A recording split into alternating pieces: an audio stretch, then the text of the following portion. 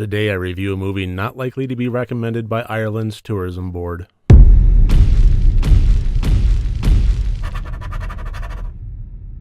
Hello and welcome to RotD Review of the Day, and today it is Shudder Saturday, where I take a look at movies that are available using a Shudder subscription.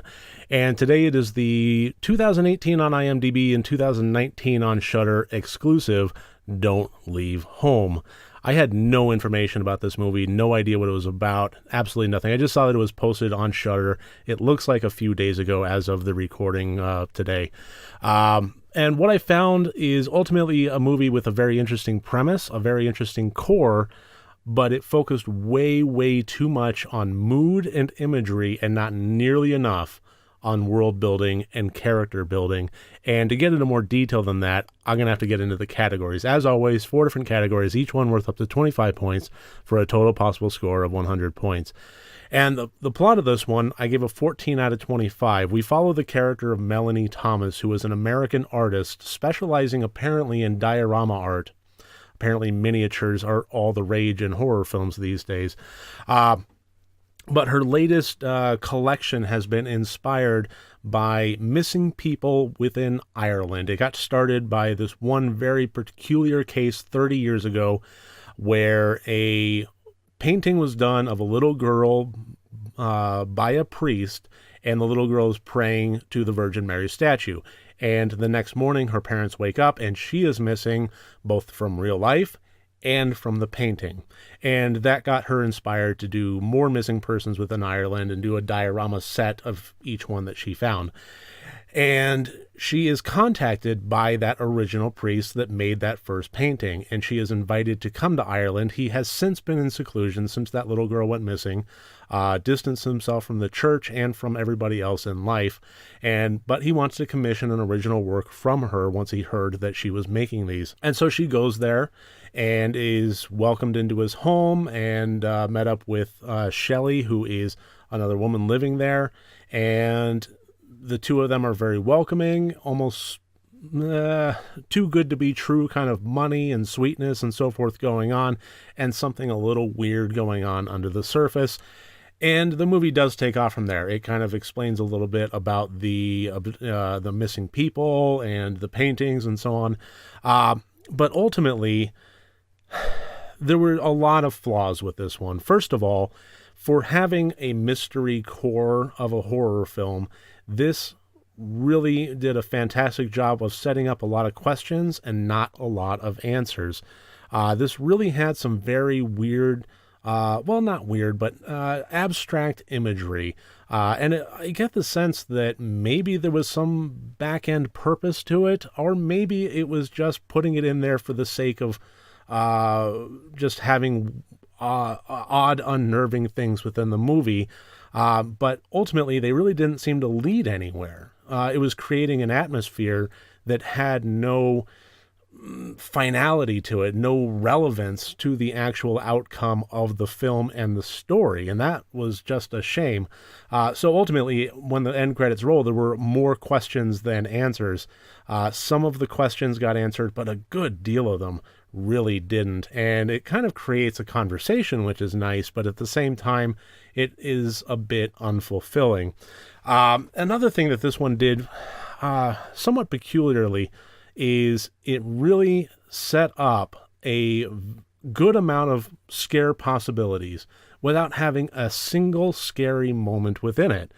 For being a horror film, and yes, having some supernatural qualities and some odd side of humanity kind of qualities to it, they really set up, by focusing so much on atmosphere, the ability to have scares with very little effort. All they had to do was just make that little leap further, and they really could have had some very quality jump scares or very quality dread going on in the movie, and they just never, felt like never even attempted to get to that next level, which was just a bit odd there. But ultimately, what I found was that although the storyline had some good core to it, it was just lacking in its actual development, and I couldn't give it any higher than 14 out of 25. The intent, I gave a 7 out of 25. I don't know if this was trying to be scary or not. It was a horror film, from start to finish. that's how it advertised itself. It's set as a horror within the meta tags of IMDb. It's on the Shudder channel. The poster art is a big skull, but they never really even tried for good scares. It mostly was just weird, slightly unnerving things, and I don't know. I really couldn't get a beat on what it was intending to be. Was it intending to be a mystery? Well, if so, it didn't really flesh out a whole lot. Was it intending to be a horror movie? If so, it wasn't that scary. I really just couldn't get a beat on it, and ultimately it left me just a bit, felt a bit lackluster, honestly. So I couldn't really give it any higher than the 7 out of 25 on the intention there. The acting, I gave a 14 out of 25.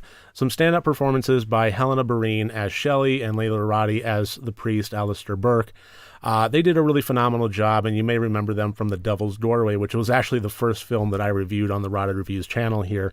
Unfortunately, this movie, from an acting point of view, was really brought down a bit by Anna Margaret Hollyman, who played the main character of Melanie. There was just so little going on. I mean, there was a lot going on for the character from an external point of view, but so little of it actually shone through with the performance. And I don't know if that was a writing thing or a directing thing, or if the dialogue was that stilted, but honestly, there were a lot of moments within the dialogue that could have been delivered with so much more passion, so much more punch. I really hate to rail on anybody to this degree, but the one thing I really couldn't help but think was how bland it was. Anna Hollyman's performance as Melanie was cinematic wallpaper paste. It was just, for a slow-paced movie, to have a main character with that level of blah was just a terrible, terrible mixture, and I really couldn't get around it. So however much the Alistair Burke character was raised by Layla RotD's performance, the score got brought down a significant amount by Anna Hollyman's performance as Melanie. The technical, I gave a 12 out of 25. I don't mind movies with what you might call atmospheric pacing or a purposeful tempo. This movie was just freaking slow. I really can't think of any other way to put it. I'll defend movies like Unbreakable to the end of my days, but this movie was just slow. It didn't work in service of the storyline, this slow tempo, this not a whole lot going on, or taking its sweet time getting anywhere. It was an hour and 26 minutes long, and it felt twice that. And I think that was the real core of where it fell down, is even with the mystery, even with the characters, even with all of this, the pacing was such that I mentally checked out a good portion of the way through the movie. And by the end credits, I was just thinking that, that it was over. And that's not to say it was bad. It was just so slow that I was grateful to be done with it. And that's just a darn shame. And I would say that is chalked up more on the technical side than anything else. That was an editing issue.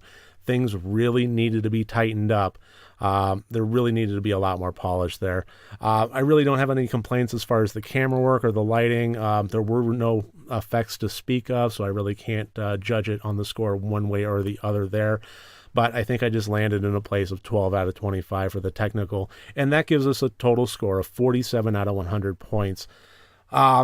Ultimately, this was not a terrible movie. I wouldn't even say it was a bad movie. I just wanted to like it a lot more than I actually did. For having an interesting storyline and a good core concept and characters that were solid like Alistair, I really wanted to like it, and by all rights, I should have. If it was just willing to polish the editing and answer a few more questions and just go that extra mile on the scares, then this would have been an absolute roller coaster, bone-chilling, terrifying movie that would have been in the high 80s. It wouldn't have taken a whole lot more, just some polish and rewrites, and it's a shame. I'm just a bit disappointed by how good this could have been.